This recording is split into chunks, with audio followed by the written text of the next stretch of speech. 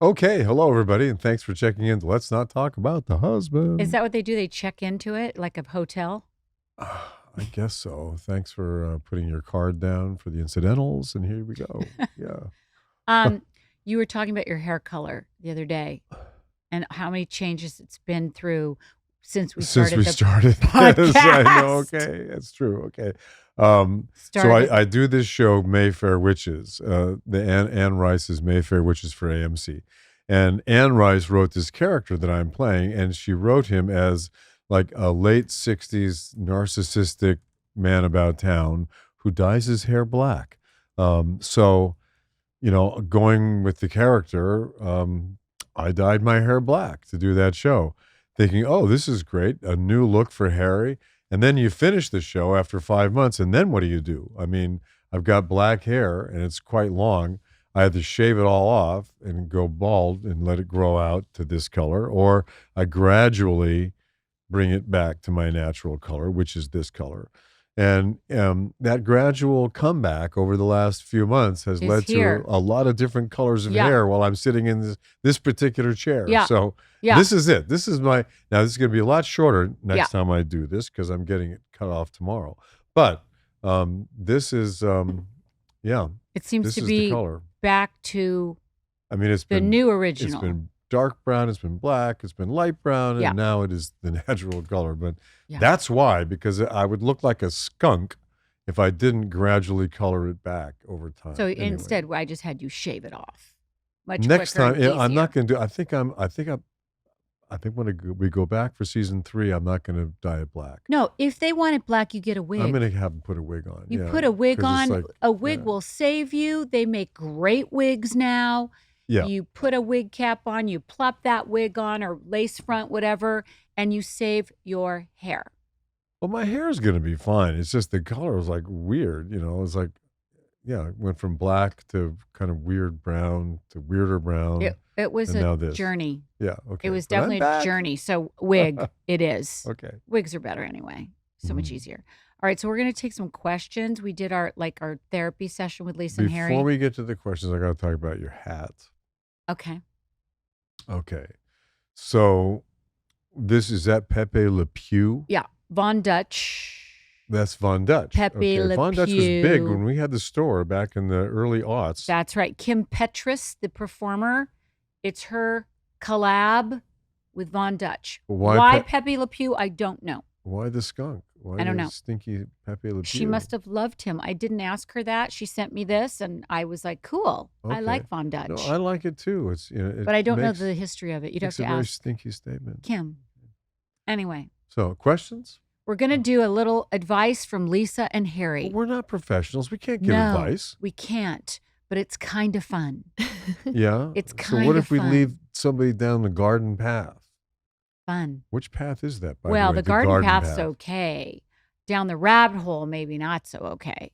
Okay. We do it honestly, but we're not professionals. So again, you should always see a professional. This is just kind of for fun. Okay, so we're going to take you down the garden path. We're not going to do the rabbit hole thing No. today. Okay, Garden path. Okay. But again, grain of salt. Take us with a grain of salt. We're just coming from our own wisdom and history of fucked upness. We're going to go down the garden path with a grain of salt. Okay. There you go. Yeah. Fire All right. away, Eve. Fire All away. right. So we got a bunch of questions from your listeners. They are loving this advice segment. Oh boy. Okay. Advice from Lisa and Harry. Advice with Love it. Lisa and Harry. Okay, let's get started. How do you navigate politics when your significant other is on the opposite side of the aisle? Well, thank goodness that we are not on the opposite side of the aisle, because that could be tricky. But But a lot of families are having this. I hear who about it was constantly. James Carville, and he was with. He's a big Democrat. He was married to a Republican for Was many he? years. Yeah. Then there's a bunch of people who are kind of out there in the news where one's a big Republican and one's a big Democrat. But Not that many that I hear don't know. about. I mean, I think that would be very difficult. I do too, especially in this day and age. In this day and age, when politics are so completely separated and like weird, I would say that you want to stay away from that discussion as much as possible. Look, I mean, Politics right now are insane, and what's going on in our country, and if you ask me, is insane. There's so much insanity going on right now, and I just cannot wait for us to get back to a moment when things are calm and we're sane. And Yeah. I don't want to. I don't want to hear about what's going on in Washington. I want what's going on in Washington to be like not news that I want to check into every day. I want to live my life and Right. go about and do our things and Right. make love and have dinner and cook food and create stuff. But I Dance. do not want to have to think about the fucking president. I'm sorry. Well, what um, if you were married to someone, or your parents or your siblings, because this is what I hear about, are the other, they're the other from you, and you can't even be in the same room together. Like, you can't, like, I have friends that have had to completely remove themselves from their families because of the politics of today. Well, there's so much propaganda out there today, and there's so much lies and so much misinformation and disinformation out there. It's almost impossible to know what's real and what isn't. I mean, when we were growing up, we had Walter Cronkite. Right. We had 3 networks. We had the same news every night from, different people sitting behind desks on the 3 networks, but all telling the same Right. story. There's too much. There's too much right now. Now you turn on one network and you get one story, and you turn on another network and it's exactly the opposite story. I mean, how can that be? How can there be 2 realities? There aren't. There cannot be. There There's cannot only be. one. Yeah. There's one truth, one reality, and yet the way we are being approached in the media is as though there are 2 separate realities and as though there are alternative facts, which there are not. There is no such thing. So I don't know. I mean, tough. This is a unanswerable I question. don't know. I do not know how you deal with that. But I would say this: do not keep sharp objects or loaded guns or anything like that, blunt objects near you when you're having any discussions about politics. Yeah. Yeah. Good answer, Harry. Good answer. I have a follow-up question Yeah. for you guys. For people who are actively dating, when do you think is the time to bring up politics? Do you think they should bring it up at the beginning, or so that they avoid getting into this situation at all? Well, I think you have to find out whether someone's a Democrat or a Republican. I do think that's appropriate to ask. And when I was growing up and all through my life, I have dated Republicans, I've dated Democrats, I've dated people who are apolitical. That was all good and well and fine until about 10, 12 years Didn't ago. matter. Now you got to find out before that first kiss. You better find out. I because think you do need to find people out. are so angry I now know. about what's going on in politics that And we weren't back then. no, I mean the political parties were different, but they weren't diametrically opposed. You didn't hate each other. You just were no. different political parties. They weren't enemies. No. Now they're enemies. I know. Now they're traitors. If you're not in one political party, know. you're a traitor to the other one. And it's like, something's got to change. Something's got to give here because this is just wrong. I think that it will. I hope it will swing the other way because we're swinging so far one way. I'm hoping it'll swing back. Usually the pendulum does come back. And I have a feeling that the pendulum has swung so far at this time toward populism and the right that it's going to swing back. I mean, People are so loath to talk about wokeism and all of that. And, you could say that what is woke anyway? I mean, how do you define woke? I look at it, I say anybody who has empathy is woke. Empathetic is woke. Yeah. I mean, I don't know. Yeah, I To think me, that's it's a really good way to put it. To me, it's empathy. It's not anything else. It's not political. It's just if you're empathetic, you believe that your fellow humans deserve more than they're perhaps getting. I don't know. Empathy. I think we're lacking that right now. And I think for sure, if you're going to start dating somebody, you better make sure they're empathetic. Because if they're coming from that place of Hate. Oh. you want to run, not walk. Yeah. No time for it. You Yeah. need to be at least in a relationship that comes from softness and empathy. Because if you don't, Well, forget it. compassion. I think Yes. compassion is really, really important in this day and age. And I remember, I think it was George H.W. who said he was coming from George H.W., but he was going to come from with compassionate conservatism. Wasn't that kind of a catchphrase at one time? And that worked for a while. Yeah. I wish that compassion would find its way back into political discourse I would because it's too. not I there do at the too. moment. No, it Yeah. needs to come back because right now it's cruel. I would label it as cruel. Cruel. There is cruelty out It's there. cruelty. So whatever you want to do in your relationship, talk about unicorns and fairy tales and stuff like that. Do Yeah. not talk about Washington, D.C. No. And no news 24/7. Don't let him or her keep the news on 24/7. Well, that's true. However, I do also say that what we are going through right now is the greatest drama of our lifetimes. I thought OJ was the greatest drama. That was was pretty that was good. the trial of the century. But this is a drama. I don't like that this is- drama. This drama is going to have implications historically that will go on for potentially hundreds of years, if not more. The implications of the reverberations from what's going on today are going to be felt for a long, long, long time.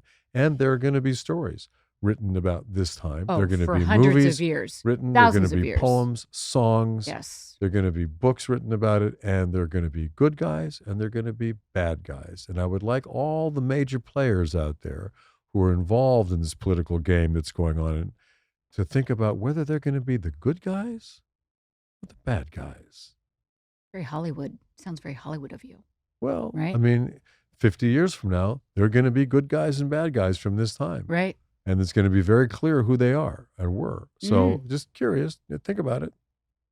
Food for thought. Food for thought. Yeah. All right, shall we move on? Yes. Okay. My partner moved out with no call, no note, no chat while I was at work one day and refuses to talk to me. Any advice? Good fucking riddance. That sounds like what Erica Jane did. That's what's true. It's true. I flashed on that too. That's Yeah. literally what she did. She just, while he was at work, she gathered up the stuff and got out. She had a moving van ready to come. Yeah. She drove him to work. Tom, her husband, to work. You know, he was a big shot lawyer, big tort lawyer, well known for the PG&E thing. Well, like the whole, when people got into horrible accidents. Yeah, I mean, he was considered one of the greatest tort lawyers of all time. Yeah. And then they found out that he was kind of maybe cheating on some of his clients, and she found out that the shit was going to hit the fan, and she divorced him on the same day she had everything moved out of the house by a moving company. So it was election day, because I'll never forget. I was having breakfast with Jana and Robin, sitting at La Pan having our birthday breakfast for Jana. It was Jana's birthday, election day. I get a text. It's on a group text with Erica, Kyle, Dorit, I think, and Teddy. And she says, guys, I need to let you know, I've just filed for divorce from Tom. I've just moved out. He has no idea. It's quite a shocking text again. So Yeah. this is the similar situation that But, we're like, talking reversed. about here. Well, so the boyfriend has moved out? Is that what's happened in this situation? I don't know if it's the boyfriend or girlfriend, whoever, the partner but the moved partner out. moved out, and the person who wrote in has no idea why. Well, I mean, that would really be unsettling if you think everything's going well. But something must have happened in order for this person to do that. Yeah. So, And yikes. there was no warning, I mean, No, it would be nothing. like if all of a sudden I woke up one morning and you were gone You'd and all probably your be stuff was jumping up gone. and down. You'd be like, woohoo, she's gone. Yay, the wicked Yay, witch is gone. finally. The wicked witch is gone.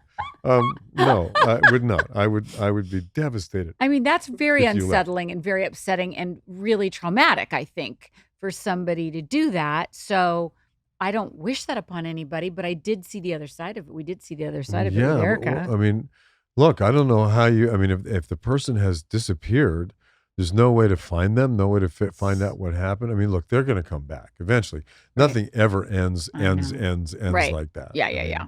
There's always going to be a tail end to it somewhere. Someone's going to come back. I would see if you could find out as much information, be a detective, put on your detective hat and find out what the heck happened and why. I mean, you hear about people, mothers with a couple of kids, and all of a sudden one day the father just splits and is never heard from again. I wonder if this is a situation like that. I don't know. But all I know is that can't be very cute that's or gotta very be fun. bad. It's So gotta be really so sorry. that happened. sorry about Yeah. that. Yeah, But probably time to move on. Yeah. Well, I think this listener should write back in and give us an update. Yes, if you that's a learn anything. Good idea. Let's Let us find know out. Yeah. if your detectivism produces Your anything. detectivism. I like the word. Yeah, I do too. Yeah, well, that'll give you something to Detectivism. do anyway, for sure. Yeah. Wow, what a bummer. Sorry about that. 90% of home goods on the market contain forever chemicals. Not good. You got to quit cooking with toxins. Plastic cutting boards shed thousands of microplastics with every use. Yikes. PTFE-coated nonstick cookware is the most common source of Teflon flu. Cheap pans come with a cost, but Caraway has premium cookware made of high-quality materials, which I think is so very important. It's designed with your health in mind. Caraway's ceramic cookware is free from toxic materials, including PFASs, PFOA, PTFE, lead, and other harmful chemicals. For guilt-free cooking, Caraway's cutting boards are constructed entirely of FSC-certified birchwood. No plastics, no BPA, no nonsense. Their stainless steel cookware does not include potentially toxic materials. If you have been eyeing their internet famous 12-piece cookware set, now is the perfect time to buy. You can shop Caraway risk-free. Enjoy fast, free shipping, easy returns, and a 30-day trial. Plus, if you visit carawayhome.com/husband, you can take an additional 10% off your next purchase. The deal is exclusive for our listeners, so visit carawayhome.com/husband or use code HUSBAND at checkout. Caraway, non-toxic cookware made modern. Hi, everyone. Let's take a moment to appreciate our liver. A true champion when it comes to cleansing toxins and supporting all over health. That's where 1MD Nutrition's Liver MD comes in. This is an award-winning formula developed by a GI doctor featuring patented, clinically studied forms of milk thistle, vitamin E to support your liver with top-notch ingredients. Imagine feeling refreshed and ready to face the day, knowing your body's getting the care that it needs. It's not just about detoxifying. Liver MD helps maintain your overall well-being, even when life throws those delicious temptations your way. Picture a life with more energy, yes please, and less daily fatigue, yes please.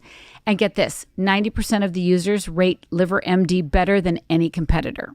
And get this, 80% of Liver MD users saw significant improvements in their liver test results, plus better energy, mental clarity, and less bloating. You want to give your liver some love? Well, then head over to 1md.org and use code HUSBAND for a 15% discount on your first order. With 1MD Nutrition, you're not just supporting your liver, you're investing in a healthier, happier version of you. So start transforming your liver health today with Liver MD. Better energy, mental clarity, and digestion await. Backed by an ironclad 90-day money-back guarantee. Okay. Next question. Yeah. Any advice on how to divide/unify money in a relationship? What should be mutual and what should be personal? Oh, money. Gosh, Money makes after the many world go years, round, the we world now go finally round. we have our own Pushki accounts. We now. had joint from the beginning. Joint from the beginning, but now, And then you snuck your own account. I snuck my own account in because all of a sudden I was getting pension money because I got old. So I was getting money from Social Security and money from my pensions, and I thought, well, I don't really want that money to go into the general account because then it gets lost.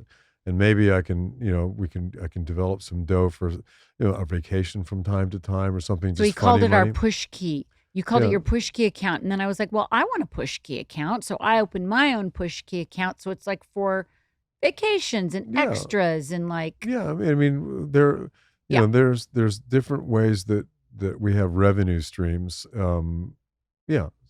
Cameo is something that, That's in my push key account. You do a lot of cameos, right? I do. Yeah. I do. I was so against it for so long because I think all the housewives did it. And I was just like, I'm not doing it. And then our friend Kenny G, I dropped a name. There you go. There's another name to drop. dropped Kenny it. G. Kenny Gorlick. He convinced us to do it because he's an investor in the company. So he convinced me it was like a good thing. So what I have found is what I really like about it is people are giving gifts to people.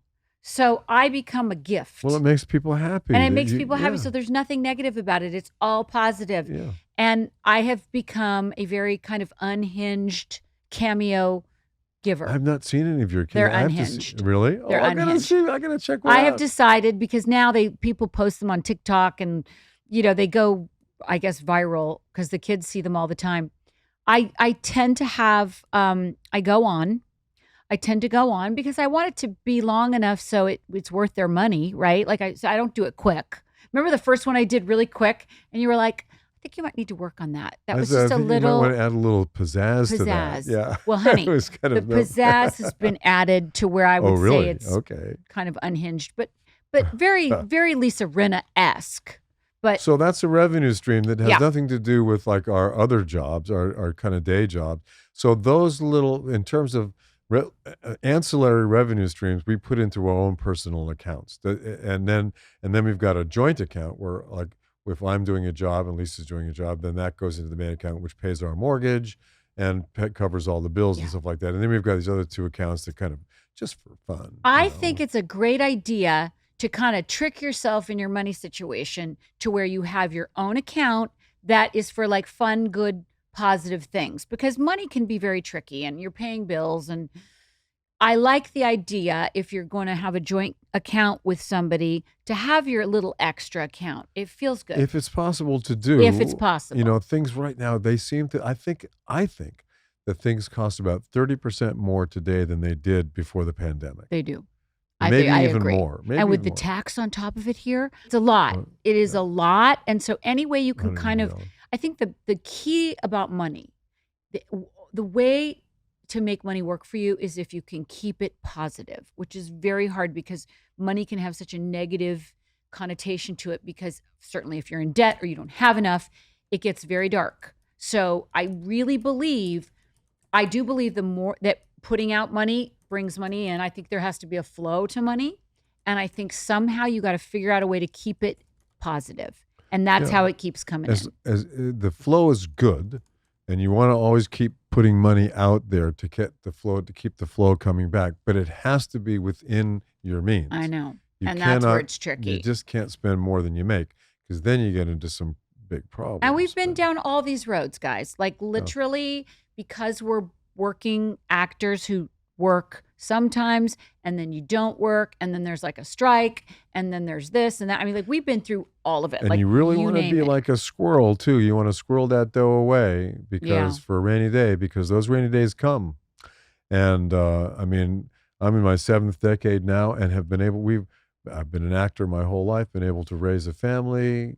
It's a miracle, actually. Have houses and stuff like that. But it's like, it's like creating a tapestry out of your life, like one thing here, another thing there, and keep those revenue streams coming. But it's a tough subject, money. And like politics, we're getting hit with some big ones right out of the politics gate. Politics and money, Politics that's true. And money, woo! Yeah, so now comes sex, I guess. I don't know what's next. I mean, I can. You want me to go there? I'll go there. No. It doesn't need to be. It can be anything. I'm kidding. Okay, next one. Can both of you share how you build your confidence? Is there a secret for how to be the most confident person in the room? I would love to hear both of your perspectives. Okay, so I always say that the way to be confident, at least for me, what works for me is for me to put my attention on the other people in the room. Whoever you say, you're talking about the room. Okay, so if I walk into a room and I put my attention on other people and not on myself, that's instantaneous confidence. That is by far the best advice about confidence, I think, that you could give. Yeah, and listen very carefully to what is being said by the other people in the room, whether it's one person or many. Listening, I think, is the most important thing about confidence.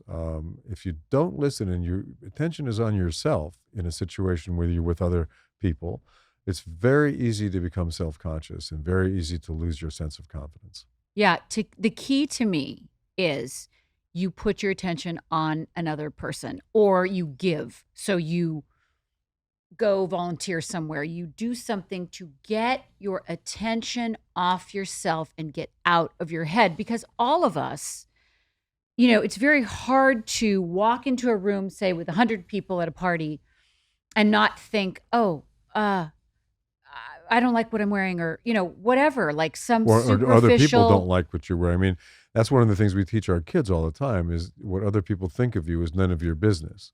And Which if is you a can good have one. that mindset when you walk into a room full of strangers, then you're good. You can, what I do when I walk into a room full of, and I go a lot of times into rooms where I don't know a soul Same. in the room. Not a And soul. there might be 50 or 100 people in the room, and they're all sitting around, and maybe they know each other, maybe they don't. But I always go walk up to the nearest group of people, introduce myself, and say, "Hey, what's your guys' story? Right. Or why are you here? Or how, basically, what's your story?"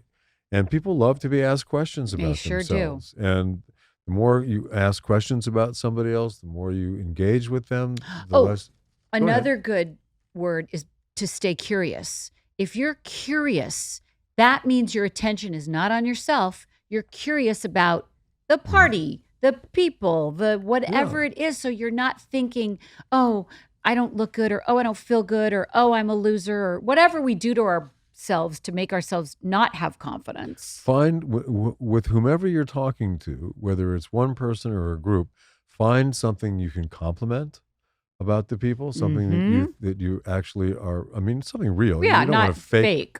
You don't want to fake a compliment, but look around. Though and see. I have. Well, I prefer not to. I mean, I'm just going to be honest. I have before. Yeah, but just to make people feel better. Yeah, Why it would you fake a works. compliment? And if you notice that somebody's like nervous or something, you might do that just to take the edge off. Yeah, the there's situation. times where you come up with things like fake it till you make it kind of thing. So there's also another thing about, like, let's say you're at a performance and you go backstage, and the performance was like not Sucked. that great. And that's and when you you've have got to fake it. Okay, but this is what I and you learned. have to find something. I learned a phrase, okay, which is Good. great. This is something that everybody can use. Okay, so Okay. I was asked to do the commencement speech at my high school in the 80s when I was really famous. So I was doing Wow. LA law, and they asked me to go back to Pennsylvania to my boarding school and give the commencement speech, right? So I made up this speech that I thought was really cool, but it was, the school I went to was very buttoned down, Episcopal, very conservative, and I gave a pretty liberal leaning speech about how you need to listen to the little voice inside of you and try to understand who you are after you graduate, because there's going to be so much stuff coming at you. And the headmaster wrote me a letter after I left and after I gave the speech, which I know turned a lot of heads. And he in the letter he said, "Dear Harry, I just want to say that was just about one of the best commencement speeches I've ever heard." And he's probably not heard very many. But wait, take that sentence and deconstruct it. I just said, "Dear Harry, that was just about one of the best commencement speeches I've ever." So it was just about one of the best, which means it was not quite one of the best, but it sounds like. So you go backstage and you say, "That was just about one of the best performances I've ever seen." Okay. And the person you're saying that to goes, "Oh, what a great compliment," without. But really, now we all know, you've told everybody what it means, that it's not a great compliment, actually. So you kind of ruined it for everybody. Well, but I know, but the people who are hearing this, they can use it. The 5 people that are listening but the rest will be fine. Well, that's true. But I just always thought it was like, okay, because when I first read the headmaster's letter to me, I went, I must have given a good speech. And then I thought about it for a minute, but wait, just about, it's not quite one of the best. Okay. So anyway, that's something you can say to compliment somebody, you want to take the tension off of yourself. That's what we're getting to. Yeah, it's about putting your attention on anything else. It could be on this jar of sauce. It could be anywhere. Just don't think about yourself. Don't put it on yourself. Because then you'll pick yourself apart, because that's what our brains tend to do. And because we think too much. And as Shakespeare said in Hamlet, there's nothing either good or bad, but thinking makes it so. There you go. There you go. That's a good sentence to end it on, this question. Okay, so next. Yeah. Okay, love it. Next question. My hubby and I are feeling a little bit lost now that our girls are in their 20s and they need us less. Any advice? Oh. Well, they could get a puppy. I know. A puppy helps. Puppy does help a little bit. For So we sure. got a couple of dogs. And when in the morning, when Lisa and I meet in the kitchen, we hug, the animals come over and do a group hug with us. It's so as soon as they see cute. us hugging. Yeah. It's so cute. We did it with Rocky for years. Yeah, And now little Cheetah comes along. Cheetah comes over, and Do this group hug. the four of us get together and have a group hug in the kitchen every morning. It's so cute. I'm going to say animals help because the house does get very lonely and empty, and you've got to like find ways to entertain yourself basically because you're so busy when you're raising kids. It's all consuming, right? Getting You're them just to school, getting them dressed, getting them putting fed, fires getting their out. homework. You're like, I mean, da-da-da-da. it just never ends. Now it's like, wow, okay, how many shows can I watch? Yeah, you can do a podcast in your spare time, whatever. Get a puppy. I would say get a puppy, but also, treat your kids in such a way that they want to come home. Yeah. Because our kids are coming home. I know. I mean, they come home. In a couple of days, we're having the whole family back again under the same roof. I know. And they'll be there for how long? A couple weeks? No, a week at the most. Yeah, well, anyway, a week. So and if they like to come back, so that's a good thing. Yeah, very good. So it doesn't feel like they're ever gone for that long, but you got to keep yourself busy though, because it's very different. Yeah, it's. I mean, the good news for us is that we're working.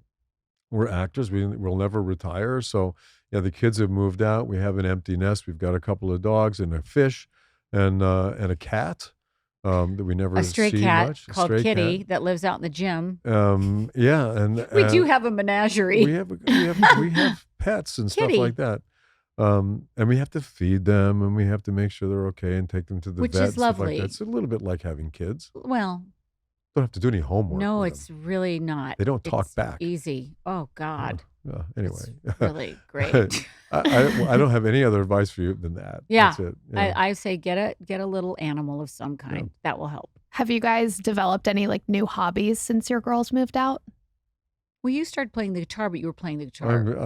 I'm writing new some hobbies, songs now. cooking, kind of writing, cooking for you. Yeah, I've been cooking a lot more now that I have a cooking show on AMC. I cook. But no new hobbies. Nothing absolutely new that I know of. No? What should we do? I can't think. Do I new have hobby? any new hobbies? A friend of mine. Fashion. My fashion is my does hobby. roller derby. He's a referee for roller derby. And I said, what's it like to be in roller derby? He said, you should come out to the rink sometime and try it out. Let's go roller derbying. I think I'd break my neck. I would like to go watch it, but roller derby can be kind of intense. I think. I said, do the girls still pull their hair and stuff? He said, no, that's all gone I used to now. love They wear to helmets watch now. it, but I'd watch it. I'm not sure I would do it because it's like I won't water ski anymore. I won't do certain things that could really F me up. Yeah, and then I can't work. Yeah. I mean, like I pulled my back out a couple days ago because I sat in that airplane. And I sat for so many hours, I think, when I was flying back from Cayman. Back from Cayman, right. I think I tweaked my lower back. And so for like the last 3 days, I've not been able to move very much. And that has really, it's changed the way I live my life. And I'm like, I can't afford that. I can't afford to pull something. No roller derby for you? I don't think so. Okay, we'll have to find some other hobby. You know what I was thinking about? That, a lot of couples, after the kids leave, they get into playing games. They get into playing cards or playing backgammon or Uno. something like that. Uno. I like Uno with the kids, but between the two of us, I mean, something for you and me to play in the evenings. My parents used to play backgammon, but they would play 2 or 3 games and be absolutely shit-faced by the end of it. Then they would fight for the rest of the night. Sounds awful. So it's not really what I want to do. No. I don't know. I have a love-hate relationship with games. I love games and then I hate them too. Okay. Well, I don't think we'll be playing any games. So we have enough to do with our puppy. Yeah. Okay. This episode of Let's Not Talk About the Husband is brought to you by Booking.com. Booking.yeah. Imagine traveling with 3 toddlers, 2 grandparents, and 1 nap schedule that rules them all. Yep, you might need blackout curtains and separate rooms. Now imagine you're a coach with 12 middle schoolers, each with their own snack preferences, might need a place to store and buy the snacks. Imagine you're a foodie family, might need a big kitchen or to be the closest to the best restaurants. From vacation rentals to hotels across the U.S., Booking.com has the ideal summer stay for absolutely everyone, even those who might seem impossible to please. Whether you're booking for yourself, your partner, your picky teens, or your sleep light, rise early mom, you can find exactly what you're booking for on Booking.com. I love Booking.com because it makes it so easy to book for, say, a family trip. Look, we're going to take a family trip. Everybody has different needs. Everybody wants a different situation, but I always find it on Booking.com. I can find the place we want. I can find separate rooms. I can find the kitchen we like. I can find it on the beach, in the mountains, wherever my heart desires, I can find it on Booking.com. Find exactly what you're booking for, Booking.com. Booking.yeah. Book today on the site or in the app. Easy breezy. Okay, next question. Advice on having a controlling mother. I'm 22 years old. I still live with her, but she critiques me a lot. Controlling. I wonder if your mom is in competition with you. That's a Are rough you one. boy or girl? Well, we don't know. Probably a girl. Not sure. I think that that's challenging, because the pressure of that, you know, if you're a girl, mother-daughter relationships are complicated anyway. I would say that's very tricky because, maybe the putting attention off yourself onto your mom when they're doing that would be helpful. Because if she's critiquing, that's hard because then you like go into yourself. What if you like put your attention on while she's doing that and maybe ask questions? I don't know. I didn't get along very well with my mother. I don't have much advice to give her about that. I think I messed that relationship up when I was 3, when my mother Can't accused. mess a relationship No, up it's when you're an it- adolescent, like no, a child. no, but I did. Wow. Okay, so I wrote about this in the book that I published in 2010. It was called Full Frontal Nudity, the book. But okay, I talk about my relationship with my mother fell apart when I was 3 years old That's because so sad. I know, but My it was a God. little perverse. It's a little perversity involved with this, and I write about it in the book. So, when you're 3 or 4 years old, you're just discovering stuff about yourself and life and the world and your body and all of that. And I don't know, but I, for some reason, I found this little bowl, a metal bowl that used to be in the garden somewhere. And one day, at 3 years old, I thought it would be really kind of interesting and different and cool to pee into that bowl. Because that's what boys do, right? They want to pee everywhere. I peed into the All bowl. right, so? And I left the bowl there in the garden full of my pee, right? Right? So my mother and my brother comes out and says, "Oh my God, Harry, Mom, Harry peed in the bowl outside." And she comes out and she looks at it and she looks at the pee in the bowl and she looks at me and said, "Son, did you pee in the bowl?" And I said, "No, I didn't pee in the bowl." I said, "The dog must have peed in the bowl. Oh, I didn't pee in the bowl." no. Shame And I is was so happening. ashamed that I couldn't admit it. I could Oh. not admit that I had actually peed in the bowl. But it was obvious that it wasn't the dog who peed in the bowl. And my brother was like, wanted to have me crucified by my mother. And I stuck to the lie of, no, I'm sorry, it wasn't me. Wow. And that, I'm afraid, put a damper on my relationship with my mother for the next 40 years. Well, that is just a darn shame. Yeah. Actually, that's very sad. have So been. whatever lesson you can take from that, good luck. Good luck. But I would say in that, try to fix the situation that's happening that doesn't sound like it feels very good for you. If you're feeling like your mom is hard on you and critiquing you, I would say personally to say to your mom and tell your mom how you feel. Like, I feel like you're critiquing me a lot and you're trying to control me a lot and it doesn't really feel good. And I want you to know that this is how I feel. Because no one can ever take away your your feelings. No one can ever say you're bad because you feel that, because your feelings are your feelings. Right. You're not making what we call an ad hominem attack by saying you're a creep or you're bad or whatever. You're just saying, I feel this way. So Yeah. if you're telling people how you feel, they can't say you don't feel that way.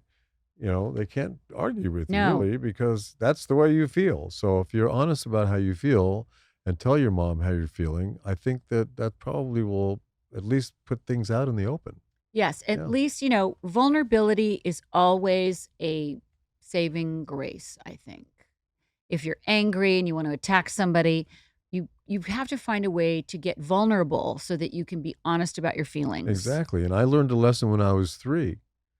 The truth will set you free. That is right. And I didn't tell the truth. And I've been paying for it. And you're tortured by it your whole life. So this is a very good lesson. We have a lot of good lessons that we've learned in our lives because we're old. Well, honesty is the best policy. Yeah. Put it that way. All right. I hope that helps. Yeah. Okay, so I have one more question for you guys, and it's also kind of a game. Okay, so good. I think it's like a question game hybrid. Yay! So this listener asked, who would you cast as Lisa if there were a movie about your life? And that question is for Harry. And then Lisa, who would you cast as Harry? And then to build on that, who would you cast as like all the other people in your life? So maybe your kids, your friends. We're going to make a big action adventure movie Yeah, now? let's cast a movie Is this a about $100 million you guys. movie? Yeah, we have all the budget in the world. We have all the budget in the Wow. world, and I can cast whomever I want as Lisa? Yes, that's correct. And I can't cast her? No. Nope. Who are Maybe you going to somebody cast? else? Who are you going to cast? It'd be living, or it has to be somebody alive. It can be somebody dead. Live. I think it has to be alive because you're casting a real movie. Yeah, let's go alive. Oh, okay. So if it was alive, I was going to say Betty Davis, who was dead. But Oh, that's So, a compliment. yeah. I love that. I love that. Yeah, Okay, so dead version is Betty Davis. That version is Betty Live Davis. version. The live version would be, wow, I got to figure this out. I know. So somebody who's got to be really attractive, really stylish, really funny, and really smart, and really sexy, and a great lover, and a great businesswoman, and a great housewife, and all that. I mean, I would have to create that person out of whole cloth. There just isn't anybody who could be you Well, who would be a out there. good enough actor to portray that? Meryl. All right, there we go. All right, Meryl Meryl. Streep is going to Okay. play me. Okay. I love it. I'll take it. Okay. So Meryl's gonna, and then we have to cast everybody else too. I Oh got to my cast God. you. Yeah, who do we cast as Harry? Brad Pitt. Lisa's He crush. can Brad pull it off. Pitt. He can pull it off. Yeah. Does he play the guitar? Yeah. I'm going to say Brad Pitt. Yeah. Yeah, Okay. you have to at least have another sexiest man alive. Brad Pitt or George Clooney. George Clooney could play you quite well, actually. George might be even a better choice than Hmm. Brad. You know? Yes. I don't know. I think George. I'm going to switch to George. Okay. Right. George just became available. Okay. So he just finished the play in New York, so he's available. So Which I saw, by the way, the play in New You York. did. Yeah. I'm going to cast George. Okay. So how about for the girls? Do we need a couple of young whippersnappers? Yeah, let's see. Delilah could be Britney Spears. Oh no. But like a young Britney Spears. No. Young.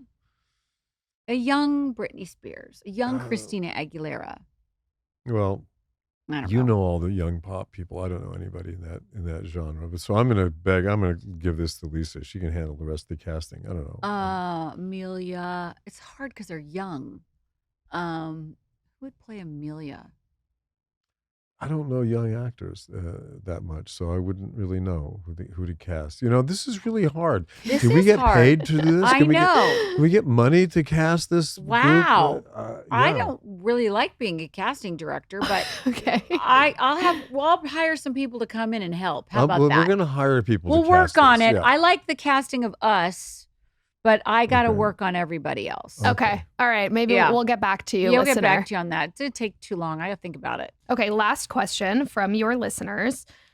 Advice on how to clap back and stay classy while doing it. Oh, you know what a clapback is? Oh, yes, I do know what a clapback is. And I've been in a situation not long ago where I had to figure out whether to clap back or not. But you did it in a good way. I know what you're talking about. Yeah. First of all, I love a clap back. It's one of my favorite things. Yeah, but to doesn't do it in a classy way is challenging. But once you clap back, you open the door to more clapbacks. Though I mean, True. You know, But sometimes it's so needed. You have to clap I'm not back. sure it's ever needed. I mean, really, we started to deal with this when the tabloids had us on the covers and stuff back in the day. You know, when I was going through a divorce, the tabloids had me out there on a pretty much constant basis, and it was like my attitude toward that was not to clap back, not to say, to sue or to try to get something out there Right. as a retraction, but to let it slide off my back like water off a duck's back. You don't want to engage. You just want to let that stuff lie. If you can, but let me tell you, it's so satisfying. A good clap back is like food for the soul. But then it comes back and it claps back again. Not necessarily. Can you Sometimes can you actually Yes. have the final word in a clap back? Sometimes you can clap back and it shuts them down. Really? But she wants it in a classy way. So what I have to say to you is have it come from your gut, because if you can find some humor in it and some self-deprecation, mix that all together, and usually it will be a good one. Well, yeah, you don't want to attack somebody in a clap It back. needs You want to to be make funny, a statement, I like in a guess. way. Like listen, the best clapbacks come through your gut. It's instinct. You just do it. You don't think about it. You just clap. That's why you call it a clap back, because it's quick. It's like that. It's Oh. like boom.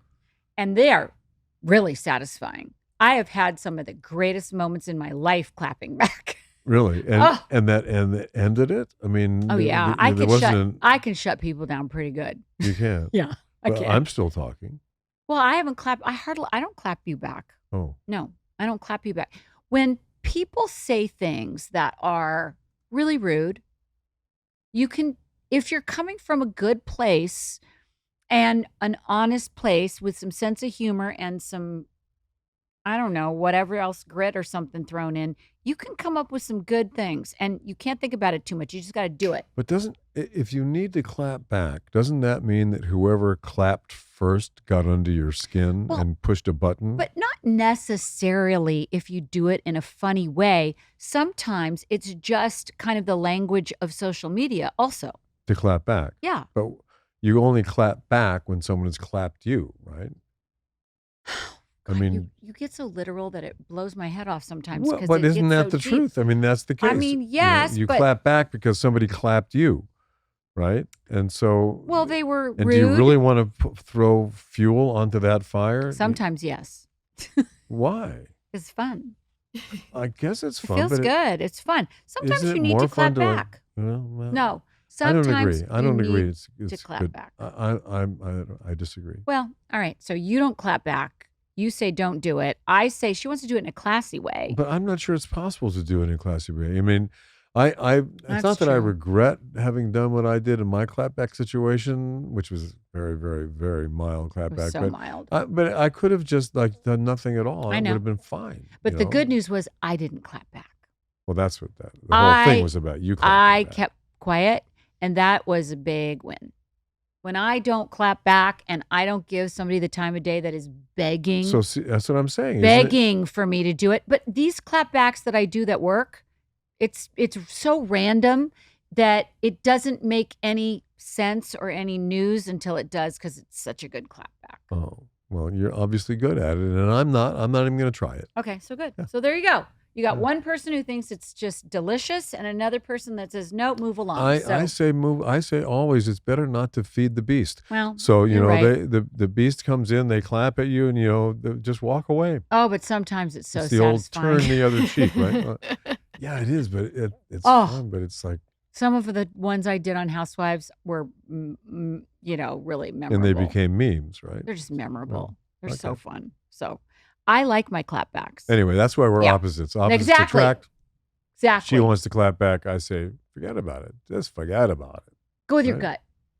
Yeah. Go with your gut. That's what you do. And you always learn from it, because some of my clapbacks open the door and it's not good. And you're like, oh, shit, I wish I'd kept my mouth shut. So there are. I always regret if I allow my amygdala to take over my brain And Which part of your brain is that? the amygdala is the part that squirts a little bit of cortisol Oh. and adrenaline into your system. That it's fight or flight, Yeah. essentially. So, and it's like when all of a sudden you in the movies, when you see people like Yeah. they walk into a room and they take the whole desk and they break everything in the room, or they go crazy. That's the amygdala taking over. Somebody's all upset and they walk into a room and they just throw everything off the desk. Yeah, it makes for a great movie. Well, when but they have that, but you've you seen know? it so many times now. It's like, what, another one of those? So, but that's what I always say. It's better to not go there, to just let it flow off your back like water off a Well, duck's that's why back. you're Harry Hamlin and I'm Lisa Rinna. That is the truth, right? Well, I guess so, but you're cute. Well, so are you. Oh, there. Thanks everybody for checking in with us one more time on Let's Not Talk About the Checking Husband. in. I wonder how much we charge for these rooms that you check into. Anyway, thanks for coming. Bye.